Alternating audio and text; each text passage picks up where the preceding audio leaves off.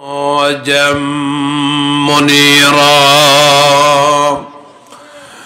أما بعد فقد قال الله تعالى في كلامه المجيد وفي فرقانه الحميد সকলে জবান খুলে পড়ুন আউযু বিল্লাহি মিনাশ শাইতানির রাজীম বিসমিল্লাহির রহমানির রহিম আর রহমান আল্লামাল القرآن خلق الإنسان علمه البيان قال سيد الأنام وصاحب القرآن صلى الله عليه وسلم خيركم من تعلم القرآن وعلمه أو كما قال عليه الصلاة والسلام صدق الله العظيم وصدق رسوله النبي الكريم ونحن على ذلك من الشاهدين والشاكرين সকল জবানটা খুলে পড়েন আলহামদুলিল্লাহি রাব্বিল العالمين درود إبراهيم پڑھی اللهم صل على محمد وعلى آل محمد كما صليت على إبراهيم وعلى آل إبراهيم إنك حميد مجيد اللهم بارك على محمد وعلى آل محمد كما باركت على إبراهيم وعلى آل إبراهيم إنك حميد مجيد بلغ العلا بكماله كشف الدجى بجماله حسنت جميع خصاله আপনারা সকলে জেগে আছেন তো নাকি ঘুম ঘুম ভাব সকলে জেগে আছেন তাহলে জাগ্রত কণ্ঠে ঈমান দীপ্ত আওয়াজে কেউ চুপ থাকবো না সকলে পড়ি বালাগাল উলা বিকামালিহি কাশাফাত তুজা বিজামালিহি হাসনাত জামিউ খিসালিহি সাল্লু আলাইহি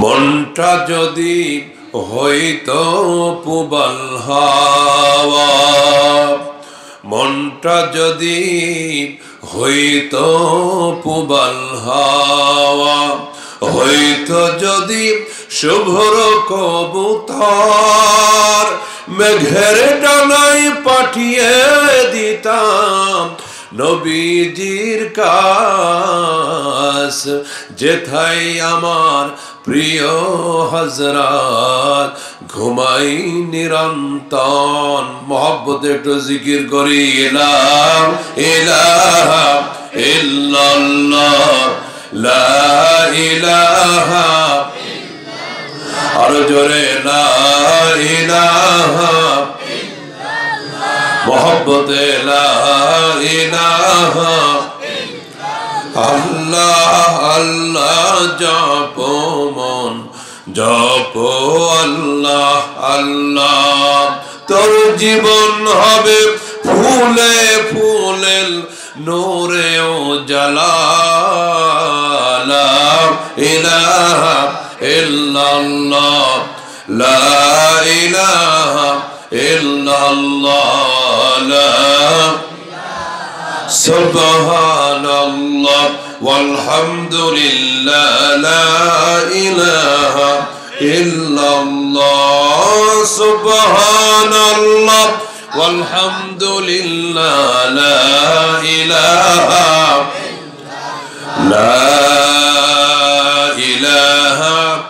ইল্লাল্লাহ মুহাম্মাদুর রাসূলুল্লাহ।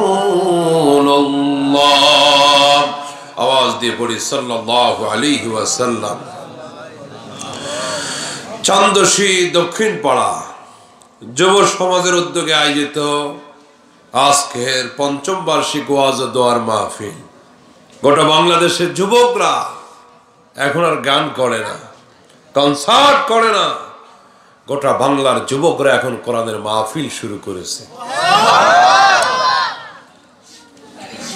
আর একটা প্রোগ্রাম করে আসছি আমি মোগলপাড়া, মণিদাহ মোগলপাড়া।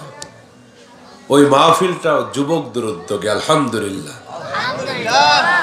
আমি গতকাল ময়মনসিংহে প্রোগ্রাম করেছি দুইটা, সেই প্রোগ্রামও যুবকদের উদ্যোগে, আলহামদুলিল্লাহ। আগামীকাল সাভারে প্রোগ্রাম করব, তাও যুবকদের উদ্যোগে, আলহামদুলিল্লাহ।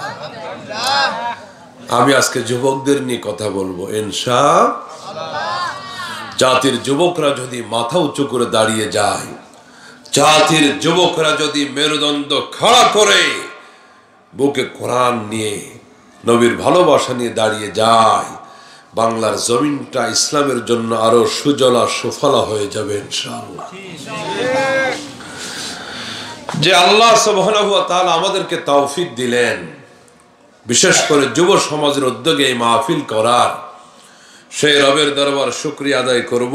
সকলে পড়বো আলহামদুলিল্লাহ, আরো জোরে সরে বলি আলহামদুলিল্লাহ। সকলে পড়ুন রব্বানা লাকাল হামদ হামদান কাসীরান তাইয়্যিবান মুবারাকান ফীহি। একসাথে বলুন প্রশংসা করলাম কার, লাভ হয়েছে কার? কিছু লোক কইছে লাভ হয়েছে আল্লাহর, কিছু লোক বলছে আমার, আর কিছু লোক বেশি চালাক, কোনটা কই ধরা খাই চুপ থাকাই ভালো। একসাথে বলেন প্রশংসা করলাম কার, লাভ। মসজিদের মালিক কে? ব্যবহার করি কারা? কোরবানি দিই কার নামে? গোশত খাই কারা? প্রশংসা করি কার? লাভবান হই কারা? আল্লাহু আকবার, জোরে বলেন। মোটামুটি একটা ওয়াজ শেষ, ইমানের গুরুত্ব বুঝাইলাম। রবি ঠাকুর ৩৫ কোটি বারও যদি আল্লাহ আল্লাহ বলে, সুবহানাল্লাহ বলে, ওর কোনো লাভের খবর। মনমোহন সিং যত বড় মাথায় পাগড়ি লাগা, রবি ঠাকুর যত বড় দাড়ি লাগাই সুবহানাল্লাহ আলহামদুলিল্লাহ বলুক না কেন, 4 পয়সার কোনো লাভ হবে? কিন্তু আমার মতো আপনার মতো মুমিন যারা, আল্লাহ যাদেরকে ঈমান দিয়ে কালিমা দিয়ে পৃথিবীতে পাঠিয়েছে, আমরা একবার সুবহানাল্লাহ বলতে দেরি হয়, আকাশ আর জমিনের মাঝখানের 500 বছরের রাস্তা নেকি দিয়ে আল্লাহ ভরে দিতে দেরি করে না। তাহলে প্রশংসা করি কার, লাভ হয় কার? এটা ঈমানের বরকতে। আমরা যত প্রশংসা তার করব, লাভ তার না, আমাদের আমলনামা তিনি নেকি দিয়ে ভরে দেন। আমার বন্ধুগণ, আমি আপনাদের সামনে কোরআনে হাকিম থেকে সূরা আর রহমানের কয়েকটি আয়াতে কারিমা তেলাওয়াত করেছি। সরকার দো আলম মুহাম্মদ রাসূলুল্লাহ সাল্লাল্লাহু আলাইহি ওয়াসাল্লামের একটি হাদিস আপনাদেরকে আমি শুনিয়েছি। আল্লাহ সুবহানাহু ওয়া তাআলা তৌফিক আতা করলে এর আলোকে কিছু কথা বলবো, শুনবো এবং সকলে আমল করব। জোরে বলেন ইনশাআল্লাহ। আর রহমান, এই সূরার নাম হলো সূরা আর রহমান। রাসূল বলেছেন এই পৃথিবীর সকল কিছুর উচ্চতা আছে, চূড়া আছে 30 পারা কোরআনের চূড়া হলো সূরাতুল বাকারা। সুবহানাল্লাহ। রাসূল বলেছেন লিকুল্লি শাইইন কলবুন ওয়া কলবুল কোরআনি সূরাতু ইয়াসিন। প্রত্যেক বস্তুর হৃৎপিণ্ড আছে, হৃদয় আছে, কলব আছে। 30 পারা কোরআনের হৃৎপিণ্ড হলো, হৃদয় হলো, হার্ট হলো সূরা আল ইয়াসিন। রাসূল বলেছেন কোন ব্যক্তি যদি বিসমিল্লাহ সহ করে একবার সূরা ইয়াসিন তেলাওয়াত করতে পারে, আমল নামায় 10 খতম কোরআন তেলাওয়াতের নেকি। সুবহানাল্লাহ। আরো আস্তে কোন, আরো আস্তে কোন, সুল্লাহ কোন, সুবহানাল্লাহ। কত বড় বিনা পুঁজির ব্যবসা। একবার সূরা ইয়াসিন তেলাওয়াত করব, 10 খতম কোরআন তেলাওয়াত নেকি পাবো। এটা কি চারটেখানিক ব্যাপার? 1 লাখ টাকা সুদে খাটাইলে পান কত? ও এদিকে ওই সমস্ত লোক নাই, যাই হোক বুঝে টুঝে না। আখিরাতের ব্যবসা 10 গুণ নেকি। সুবহানাল্লাহ। রাসূল বলেছেন যে কোরআনের প্রথম একটি সূরা সূরা আল ফাতিহা, এটা হলো সূরাতুশ শিফা। কোন ব্যক্তি যদি সূরা ফাতিহা পড়ে কাউকে ফু দেয়, দম করে পানিতে ফু দেয়, ইখলাসে যদি ঘাটতি না থাকে, যত বড় জটিল কঠিন রোগ হোক না কেন, সূরাতুল ফাতিহার বরকতে আল্লাহ তার রোগাক্রান্ত বান্দাকে শেফা দিয়ে দিবে। রাসূল বলেছেন গোটা 30 পারার সব থেকে বড় সূরা সূরা আল বাকারা। ওই সূরার ভিতরে সব থেকে শ্রেষ্ঠ আয়াত হলো আয়াতুল কুরসি। কোন ব্যক্তি যদি আয়াতুল কুরসি রাতের বেলা তেলাওয়াত করে ঘুমায়, সারা রাত তার বিছানার পাশে 2 জন রহমতের ফেরেশতা দাঁড়িয়ে দাঁড়িয়ে বিনা পয়সায় নাইট ডিউটি করতে থাকে।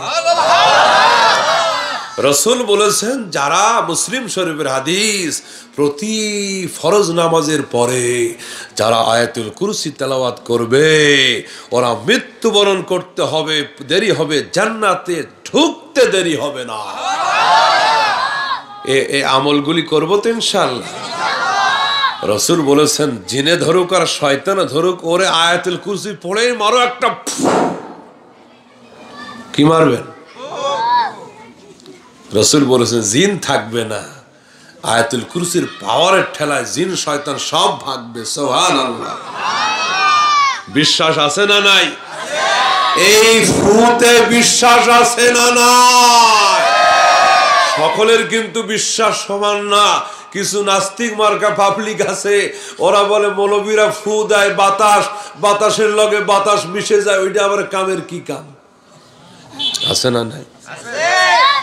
কবি নজরুলের সময় জাতীয় কবির কাছে ওই রকমের একটা লোক এসে বলছে, নজরুল, মৌলবীরা কোরআন পড়ে ফু দেয়, ফু তো বাতাসের সাথে বাতাস মিলে যায়, ওইটা দিয়ে আবার কি কাম হয়? কোনো কাম টাম আমি বিশ্বাস করি না।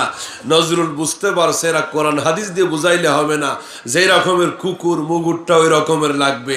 নজরুল বলছে তুমি কি এই ফু এগুলি বিশ্বাস করো না? লোকটা বলছে একটু করি না।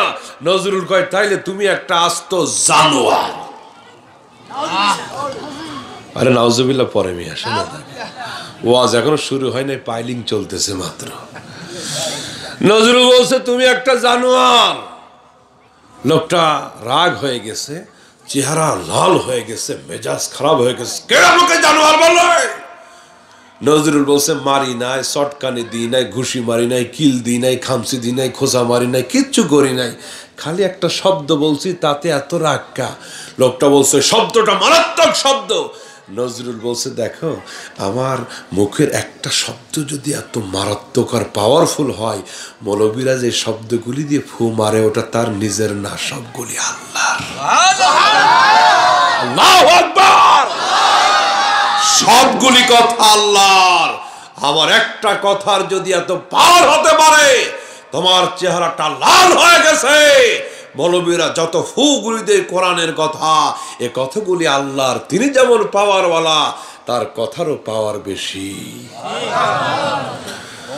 সৈয়দ শাহ আতাউল্লাহ বুখারী রাহিমাহুল্লাহ ভারতের বিখ্যাত একজন আলেম ছিলেন। তিনি ওই রকমের এক নাস্তিক মার্কা লোক এসে বলছে, হুজুর জীবনে কত ফতোয়ার মাসআলা দিলেন, আমার একটা ফতোয়ার মাসআলা আজকে আপনি দিবেন, রমজান মাসে কি খাইলে রোজা ভাঙে না আপনি কোন কারবার দেখছেন? আচ্ছা আপনারা আমারে বলেন, রমজান মাসে রোজা থেকে খাবো আর রোজা ভাঙবে না এই রকমের খাবারের একটা নাম বলেন, আমি 2 টাকা পুরস্কার দেবো। আছে আছে সাইয়্যদ শাহ আতাউল্লাহ বুঝতে পারছেন যে এরা যারে যে সে ওষুধ দিয়ে কাজ হবে না, নাস্তিক মার্কা। উনি বলতেছে একটা খাবারের আইটেম আছে, ওইটা খাইলেও রোজা টোজা ভাঙে না। বলে তাড়াতাড়ি দেন হুজুর, আমি খাবো, রমজান মাস চলতেছিল। কয় আমার জুতাটা নিয়ে তোমার 100টা পিঠা খাওয়াবো, রোজা ভাঙবে না। আল্লাহু আকবার, জোরে কোন। রাসূল বলতেছেন সূরা ফাতিহা, ইমাম বুখারী রাহিমাহুল্লাহ বুখারী শরীফ প্রায় 52 থেকে 55টি নাম আনছেন সূরা ফাতিহা। এই অসংখ্য নামের ভিতরে একটা নাম হলো সূরাতুশ শিফা। এই সূরা পড়ে রোগীকে ফু দিলে তাওয়াক্কালতু আলাল্লাহ, যদি আল্লাহর প্রতি ভরসা থাকে রোগ ভালো করে দিবেন কে? আল্লাহ। রাসূল বলেছেন লিকুল্লি শাইইন জিনাতুন ওয়া জিনাতুল কোরআনি সূরাতুর রহমান। রাসূল বলেছেন প্রত্যেকটি বস্তুর সৌন্দর্য আছে, 30 পারা কোরআনের সৌন্দর্য হলো সূরা আর রহমান। আল্লাহু আকবার। এই সূরা থেকে আপনাদের মাঝে কয়েকটি আয়াত তেলাওয়াত করেছি। আল্লাহ সুবহানাহু ওয়া তাআলা এই সূরার প্রথম আয়াতটা তার দয়ার নাম ঘোষণা করেছেন আর রহমান। আল্লাহর যত নাম আছে সমস্ত সিফাতি নামের ভিতরে সবথেকে দয়াবাচক রহমতওয়ালা নাম হলো রহমান। জোরে কোন সুবহানাল্লাহ। রহমান দুনিয়া ওয়া রহিমাল আখিরা, তিনি হলেন দুনিয়ার জন্য রহমান, আখিরাতে হবে রহিম। এ দুনিয়াতে আল্লাহর দয়া শাহজালাল ইয়ামানিও পেয়েছে, গৌর গোবিন্দও পেয়েছে, আবু জেহেলও পেয়েছে, আবু বকর পেয়েছে। এ পৃথিবীতে আল্লাহর দয়া নমরুদ পেয়েছে, মূসা পেয়েছে, ইব্রাহিমও পেয়েছে, নমরুদও খাইছে দাইছে। এ পৃথিবীতে আল্লাহ কাফেরকেও দেয়, মুমিনকেও দেয়। পরকালে শুধু মুমিনরা পাবে, কাফেররা দয়া পাবে না। তাহলে আল্লাহ পাকের সব থেকে দয়াওয়ালা নাম হলো রহমান। জোরে বলেন সুবহানাল্লাহ। এই পৃথিবীতে শুধু আল্লাহ পাকের দয়া, কাফের মুশরিক বেঈমান যে তাকে ডাকে সেই পায়, যে তাকে ডাকে না সেও পায়। কিন্তু পরকালে শুধু মুমিন মুত্তাকিরা পাবে, কোন কাফেরকে আল্লাহ সেখানে দয়া করবে না। আল্লাহ সুবহানাহু ওয়া তাআলা এই সূরার শুরুতে তার নামটা রহমান ঘোষণা করে সব থেকে পৃথিবীবাসীর জন্য শ্রেষ্ঠ দয়া যেটা করলেন সেইটার কথা তিনি বলতেছেন। আর রহমান আল্লামাল কোরআন, তিনি গোটা পৃথিবীর মানুষকে বুঝাইতে চাইলেন সব থেকে শ্রেষ্ঠ দয়াবান আমি আল্লাহ। এই পৃথিবীবাসীর জন্য সব থেকে আমার শ্রেষ্ঠ দয়া হলো আমি দুনিয়াবাসীকে কোরআন শিখিয়েছি। আরো জোরে কান সুবহানাল্লাহ। কোরআনের দাম আছে না নাই? কত দাম? 150 টাকা, 200 টাকা। ভালো বাইন্ডিং আর কাগজ হলে 300 350 টাকা। এছাড়া কি কোরআনের দাম আছে?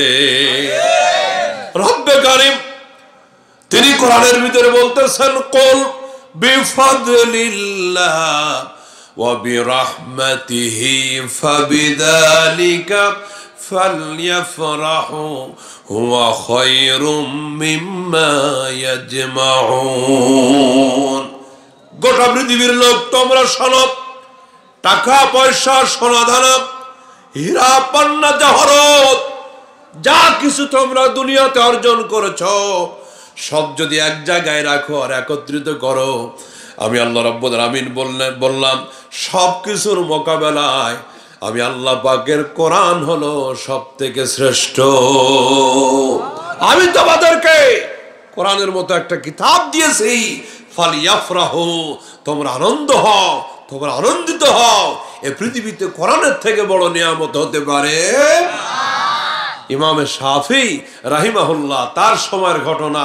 এক জমিদার বাবু তার বিবিকে নিয়ে ছাদের উপরে বসা, গল্প করতেছে, খোশ গল্প, বিবির সাথে মধুর আলাপ করতে করতে এক পর্যায়ে স্ত্রী জমিদারকে প্রশ্ন করছে, আপনি তো জমিদার, আমার স্বামী, একমাত্র মেয়েটা বিবাহের উপযুক্ত, কিছুদিন পরে বিয়ে হবে, বলেন তো দেখি আমার মেয়ের বিয়েতে জমিদার বাপ হিসাবে উপহার কি দিবেন? আলাপ চলতেছে ছাদের উপরে, জমিদারের স্বামী স্ত্রীর মধুর আলাপ, কথায় কথায় তো বহু কথায় আসে, একমাত্র মেয়ের বিয়েতে বাপ কি দিবে? জমিদারের স্ত্রী এটা প্রশ্ন করছে। জমিদার বিবির সাথে পূর্ণিমার চাঁদনি রাতে আবেগের আতিশয্যে নিজেকে নিয়ন্ত্রণ করতে পারে নাই। জমিদার বলছে, যাও, পৃথিবীর সবথেকে শ্রেষ্ঠ উপহারটা দিব। আরে সুবহানাল্লাহ, পরে কি হয় দেখেন আগে। বেগম বলছে, ঠিক মতো পারবেন তো দিতে? পৃথিবীর সব থেকে শ্রেষ্ঠ উপহারটা আপনি বলেছেন মেয়ের বিয়েতে দিবেন, সত্যি কি আপনি দিতে পারবেন? কি গ্যারান্টি আছে আপনার কাছে আপনি দিবেন? জমিদার আবেগের ঠেলায় বলে ফেলেছে, যাও, অবশ্যই দিব, যদি না দিতে পারি তুমি 3 তালাক। কাম সারছে। যদি না দিতে পারি তুমি কয় তালাক? আসলে জমিদার তালাকের নিয়ত করে নাই। জমিদারের টার্গেট হলো, আমি তো কোটি কোটি টাকা মালিক, মেয়ের বিয়েতে পৃথিবীর সব থেকে শ্রেষ্ঠ উপহারটা দিব, এটা আমার জন্য কঠিন কিছু না, আমি উপহার তো দিবই দিব, আমার বউটাও তালাক হবে না। বউকে বেশি নিশ্চিত করার জন্য, এই ব্যাপারটা পাকা পোক্ত করার জন্য আবেগের ঠেলায় কইছে তুমি 3 তালাক।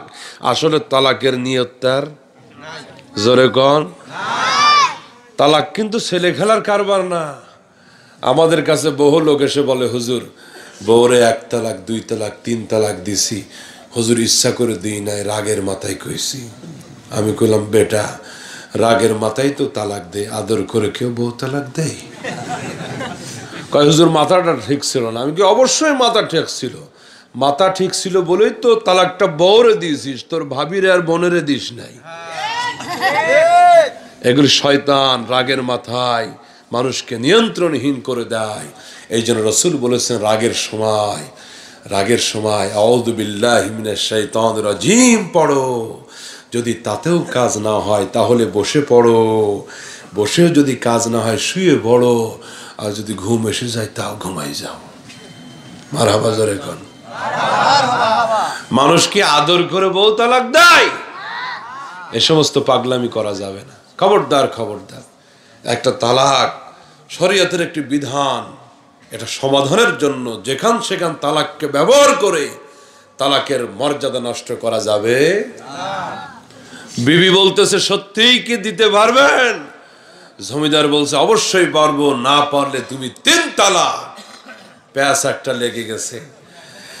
জমিদার বলেছিল পৃথিবীর সব থেকে শ্রেষ্ঠ উপহারটা দিব, কিন্তু জমিদারের এ কথাই জানা নাই পৃথিবীর সব থেকে শ্রেষ্ঠ উপহারটা কি হতে পারে। এখন ওইটা খুঁজে খুঁজে যদি না দেওয়া যায়, ইসলামের বিধান মোতাবেক এই বেগম আর বেগম থাকবে না, এই বউ আর থাকবে। টেনশনে পড়ে গেছে জমিদার, এলাকার আলেমদের কাছে, মুফতিদের কাছে যাইতেছে, সকলের পক্ষ থেকে একই বক্তব্য, যেহেতু তুমি কসম করেছো, শর্ত করেছো, ওই দামি শ্রেষ্ঠ উপহারটা না দিতে পারলে বিবি থাকবে না, বউ তালাক হয়ে যাবে 3 তালাক। সত্যি শ্রেষ্ঠ উপহারটা না দিতে পারলে শরীয়তের বিধান মোতাবেক তোমার বেগম থাকবে না। ঘুম নষ্ট হয়ে গেছে, নাওয়া খাওয়া বন্ধ হয়ে গেছে, বিবির সাথে পর্যন্ত কথা বলে না, রাতের বেলা ঘুম আসে না। এই বিবি যদি তালাক হয়ে যায়, জিন্দগির স্বপ্নগুলি, আশাগুলি, সমস্ত ভালোবাসা, মহব্বত, শান্তি খতম হয়ে যাবে। পেরেশান হয়ে গেল জমিদার। একজন তারে প্রশ্ন করলো, বহু আলেমদের কাছে গেছো ভালো কথা, এবার আলেমদের ওস্তাদের কাছে যাও, জামানার ইমামের কাছে যাও। ইমামে আশ-শাফিঈ রাহিমাহুল্লাহ তখন সেই জামানার শ্রেষ্ঠ আলেম। লোকটা বলল ইমাম সাহেবের কাছে যাও, সমাধান একটা আল্লাহ করে দিবে। বৃহস্পতিবার রাতে লোকটা ইমাম শাফির কাছে গেল, হুজুর এই হলো অবস্থা, আবেগের আতিশয্যায় বিবির সাথে কথা বলতে বলতে আমি এই কথা বলে ফেলেছি, বউ তালাক হবে। পৃথিবীর শ্রেষ্ঠ উপহারটা না দিতে পারলে এখন আমি কোনটা শ্রেষ্ঠ উপহার আমি তাই তো খুঁজে পাই না, আমার বউ তো রাখতে পারতেছি না, আমি করবোটা কি? ইমাম শাফি বলছে ঠিক আছে, মাথা গরম করো না, আল্লাহকে ডাকতে থাকো। উপায় একটা আছে, আগামীকাল জুমার নামাজের পর 1000 স্বর্ণের মুদ্রা নিয়ে আমার কাছে হাজির থাকবা। লোকটা 1000 স্বর্ণ মুদ্রা নিয়ে আগে আগে হাজির হয়ে গেছে। নামাজের পর ইমাম শাফি হাতে দিয়ে দিয়েছে। ইমাম শাফি মসজিদের গেটে দাঁড়িয়ে এলাকার গরিব মানুষদেরকে একটা একটা করে স্বর্ণের মুদ্রা বিলিয়ে দিচ্ছে। জমিদার মোটা মোটা চোখ করে তাকায় আছে, আল্লাহ আমার ফতোয়ার জবাবও দিল না, আমার দিনার মুদ্রা সবও খতম, এখন দেখা যায় আমও যাইতেছে, সালাটাও যাইবে,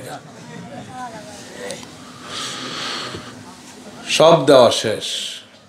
ইমাম শাফি বলছে বেটা আর টাকা আছে কয়টা? কয় হুজুর আর 100 টাকা আছে।